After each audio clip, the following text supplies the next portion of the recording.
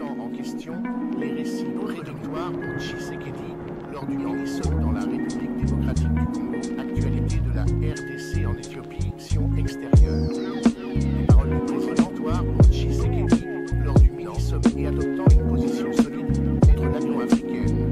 Au cours d'une session sécuritaire en RDC, abordant le conflit, a prononcé une déclaration résolue et franche de haut niveau de la mini-réunion sur la situation. On va en profiter, tout à l'heure on a parlé du Congo. Je pense qu'il y en a qui ont suivi un peu les atrocités qui se passent depuis plusieurs années, depuis longtemps. Je vois des drapeaux partout. Et s'il vous plaît, pour leur rendre hommage, là, ce fort, des prières si on peut, j'aimerais faire une minute de silence un peu, s'il vous plaît.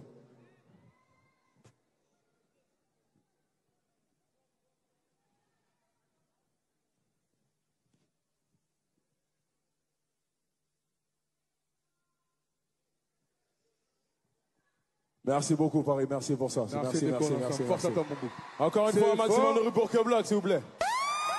Actualité de la RDC en Éthiopie, une autre victoire pour Tshisekedi lors du mini-sommet de l'Union africaine. Au cours d'une session à huis clos de haut niveau de la mini-réunion sur la situation sécuritaire en RDC, abordant le conflit en cours dans la République démocratique du Congo, RDC, le président Félix Tshisekedi a prononcé une déclaration résolue et franche, remettant en question les récits prédominants et adoptant une position solide contre l'agression extérieure.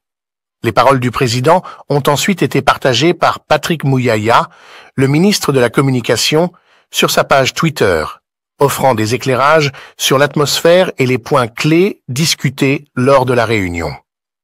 Au cours de cette réunion, le président Félix Tshisekedi a également mis en évidence l'implication du Rwanda dans la perpétuation de l'insécurité et le pillage des ressources à l'est du Congo. Patrick Muyaya a résumé les déclarations du président Tshisekedi, RDC, démanteler les mensonges et les manipulations, attaquer le mal, rétablir la vérité avant de parler de paix. Les remarques du président se caractérisaient par l'ouverture, la franchise et la détermination à aborder les causes profondes du conflit. Le président Tshisekedi a affirmé sans équivoque « Cette guerre n'est pas une invention de la RDC », contestant toute tentative de déformer les origines du conflit. Il a souligné que le conflit en cours sert d'outil pour l'exploitation continue du pays, profitant non pas à la RDC, mais plutôt au Rwanda et à ses complices. L'affirmation du président met en lumière son engagement à dévoiler les véritables motifs derrière le conflit et à résister aux influences extérieures cherchant à exploiter la RDC. De plus, Tshisekedi a rejeté l'idée de devenir le protecteur d'une communauté d'un pays voisin, soulignant l'importance de maintenir la souveraineté et l'autonomie de la RDC. Cette position reflète l'engagement du président à protéger les intérêts de sa nation sans céder aux pressions extérieures. Dans une déclaration audacieuse, le président Tshisekedi a déclaré « Nous ne négocierons jamais avec le M23 », signifiant une position ferme contre l'engagement avec les groupes armés impliqués dans le conflit. Cette position inflexible souligne l'engagement du président à trouver une résolution qui privilégie les intérêts et le bien-être du peuple congolais. Clôturant sa déclaration, Tshisekedi a exprimé un désir sincère de paix, mais a souligné que cela ne devrait pas se faire à n'importe quel prix. Cette approche nuancée indique un engagement à assurer une paix durable et juste qui aborde les causes profondes du conflit et garantit le bien-être et la prospérité de la RDC et de son peuple. Les remarques franches et audacieuses du président Tshisekedi lors de la réunion soulignent son dévouement à affronter les défis auxquels est confrontée la RDC et à rechercher une résolution conforme aux meilleurs intérêts de la nation. Les déclarations établissent également le ton pour une approche renouvelée et assertive pour aborder les complexités du conflit et de ses implications régionales.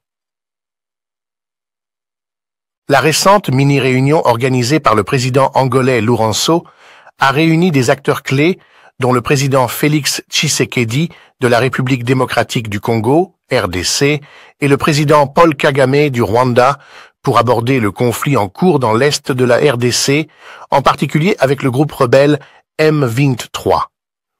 Le sommet visait à trouver des solutions diplomatiques aux problèmes régionaux complexes, mais il a révélé une impasse diplomatique et a souligné l'importance du système désarmement et cantonnement. Le président Tshisekedi a affirmé l'engagement de la RDC à résoudre le conflit par le biais de mécanismes établis, notamment le système désarmement et cantonnement. Il a souligné que le pays avait déjà exprimé sa position sur la question et a exposé un processus simple de désarmement et de cantonnement. Tshisekedi a maintenu que si le M23 refusait de coopérer, il ferait face aux conséquences, signalant une approche ferme pour traiter le groupe rebelle. Le sommet s'est déroulé dans le contexte d'équations diplomatiques complexes avec des tensions évidentes entre le Rwanda et la RD Congo. L'absence de poignée de main entre les présidents Kagame et Tshisekedi indiquait des relations tendues. La disposition des sièges soulignait également des divisions, avec Kagame, président du Kenya Ruto, d'un côté, et Tshisekedi et le président du Burundi Ndayishimiye de l'autre. Malgré son intention de trouver un terrain d'entente, le sommet n'a pas révélé de révélations révolutionnaires, soulignant la complexité de la situation. Le refus d'une poignée de main et la division évidente dans la disposition des sièges laissaient entrevoir les difficultés à favoriser la coopération entre les nations concernées. La mise en garde implicite du président Tshisekedi concernant les conséquences pour le M23 si la non-coopération persiste ajoute une couche d'incertitude quant à l'avenir du conflit. La mini-réunion sur le conflit dans l'Est de la RDC, organisée par le président angolais Lourenço, a révélé les dynamiques diplomatiques complexes entourant la question du M23. La position ferme du président Tshisekedi sur le système désarmement et cantonnement et les conséquences de la non-coopération envoient un message clair selon lequel la RDC doit aborder le conflit par le biais de mécanismes établis. Cependant, l'absence de progrès tangible lors du sommet souligne les défis pour trouver un terrain d'entente et résoudre les problèmes régionaux complexes. La situation sécuritaire à l'est de la République démocratique du Congo s'invite au débat des chefs d'État ici à Addis Abeba, chef-lieu ou les sièges de l'Union africaine. Le président de la République, Félix-Antoine Tshisekedi Tshilombo, y est attendu en début d'après-midi, c'est vendredi. Mais déjà, depuis ce matin, deux importants forums sont ouverts ici sur la question de l'Est de la République démocratique du Congo. La première rencontre est de l'EAC. Les dirigeants de la East African Community, l'EAC, se réunissent depuis ce matin pour faire l'état des lieux de la situation après le départ de leurs troupes déployées en République démocratique du Congo. La deuxième rencontre est un mini-sommet de chefs d'État convoqué par le président angolais João Lourenço en sa double qualité de médiateur de la crise entre le Rwanda et la RDC et surtout en sa qualité de champion de paix et réconciliation en Afrique. Une dizaine de chefs d'État sont donc attendus, parmi lesquels Félix-Antoine Tshisekedi Tshilombo, le président de la République démocratique du Congo. Le deuxième enjeu est l'ordre diplomatique. La République démocratique du Congo est désormais membre à part entière du Conseil paix et sécurité de l'Union africaine. Les CPS, c'est un peu l'équivalent du Conseil de sécurité des Nations Unies. Désormais, la République démocratique du Congo va prendre part aux réunions à huis clos de la CPS avec droit de parole. C'est donc un succès diplomatique pour le président Félix-Antoine Tshisekedi, 22 ans après l'exclusion de la RDC à cette importante rencontre. Alors, le dernier enjeu est aussi diplomatique, c'est que la République démocratique du Congo est en train de baliser la voie vers sa participation comme membre non permanent du Conseil de sécurité des Nations Unies pour le compte de l'Afrique centrale. Et déjà, tous les États de la région sont unanimes quant à la candidature de la République démocratique du Congo, mais c'est un long processus qui devrait aboutir en 2026. Un militaire rwandais arrêté sur le sol congolais par les FARDC passe aux aveux. Dans un témoignage authentique, il confirme la présence de l'armée rwandaise aux côtés du M23 pour agresser la République démocratique du Congo. Dans ce même témoignage, il parle aussi du calvaire que traversent les militaires rwandais envoyés au Congo. Regardez.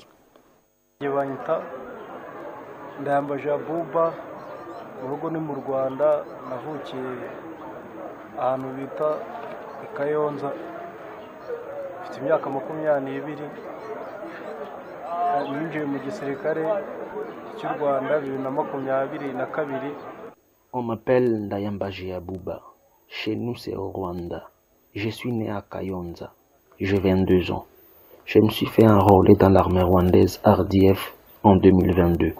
Je fais une formation d'1 année avant de poursuivre l'autre formation. C'est en début de cette année 2024 que j'ai fini ma formation. Après notre formation, on nous avait pris et amenés au Congo pour venir combattre tous ensemble avec nos amis. Aussitôt arrivés dans les villages du Congo, les affrontements ont commencé et l'on a pilonné notre position. Nombreux parmi mes compagnons d'armes sont morts, mais par la grâce, je fuis et je me suis retrouvé dans une position de FARDC. Dans l'armée rwandaise, je le grade de private. Mon numéro matricule est 14 28 51. Le message que je peux envoyer à mes frères au Rwanda est que nous étions partis au Congo pour faire la guerre aux côtés du M23. Mais beaucoup de nos hommes ont été tués. Maintenant, je ne sais pas où se trouvent mes compagnons d'armes, mais je sais que nombreux sont morts et d'autres ont pris de directions inconnues. Mes parents sont aujourd'hui au Rwanda. Ma sœur s'appelle Samira et ma maman s'appelle Chantal. Je voudrais leur dire que j'ai été capturé et je suis encore en vie. Si Dieu le voudra, on se reverra. Je voudrais dire aux Rwandais, mes frères, que venir au Congo pour se battre, c'est se tromper. Car y sortir vivant, c'est une chance qui n'est pas donnée à tout le monde. Abo bose twarazanye twinjiranye hano muri Congo, ababyeyi babo twasize mu Rwanda, mama wabo bapfabo, abo bose barapfuye, nta baturasho barapfa, nje nuko nabashije kurokoka ariko bo barabarashe barapfuye. Et Bukavu, dans le Sud Kivu, dénonce l'hypocrisie de la communauté internationale et de certaines organisations régionales face au massacre perpétré au Nord Kivu. La société civile du Sud Kivu, dans toute sa diversité, a organisé une marche pacifique pour dénoncer également le schéma de la balkanisation en République démocratique du Congo. C'est un reportage de Marcelin Mundelendombe. Cette marche qui a connu la participation massive de plusieurs centaines de personnes représentant toutes les couches de la population est partie de la place Moulamba avec comme point de chute le gouvernorat de province à la botte dans la commune d'Ibanda. Dans leur mémorandum déposé entre les mains du gouverneur ad intérim du Sud Kivu, Marc Malago Kachekere, les manifestants ont dénoncé le silence et la complicité des puissances étrangères qui seraient derrière le Rwanda et ses supplétifs du M23 dans l'agression dont est victime notre pays. Dans ce mémorandum, lu par Adrien Zawadi, président de la coordination de la société civile du Sud Kivu, des propositions ont été faites aux autorités nationales, aux pays amis de la RDC et au peuple congolais pour mettre fin à cette guerre injuste qui a déjà fait des millions de morts et forcé plusieurs centaines de milliers de civils innocents à fuir leur domicile. Nous soutenons sans réserve nos vaillants résistants Wazalendo ainsi que nos vaillants soldats des FARDC qui continuent à verser leur sang pour notre patrie. Nous dénonçons pour la toute dernière fois les complots et l'hypocrisie de la communauté internationale qui joue aux pompiers pyromanes en abusant de la patience et de la bonne foi des Congolais. Le gouverneur ad intérim du Sud Kivu, Marc Malago Kachekere, a encouragé les organisateurs de cette marche et tous les manifestants dont l'objectif était également de soutenir les vaillants soldats des FARDC promis de remettre